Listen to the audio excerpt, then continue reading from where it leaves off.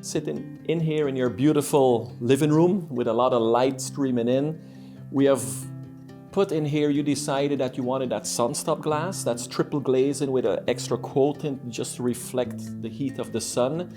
Tell me about your journey. Are you happy with it? You introduced the Sunstop concept. And so we discussed it, and I went with it without any blinds. So I said, I'm going to install it and see how the first summer is. And what I really wanted to do was keep the light coming in, but not the heat. Yeah. And I have to say that the Sunstop works very well.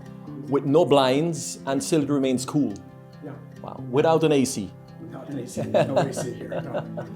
And you don't see a difference? Like if someone coming in, you wouldn't tell them that this is not Sunstop and this is Sunstop, you wouldn't notice a difference. I've asked my daughters, I asked my girlfriend, and they couldn't see any difference. Wow.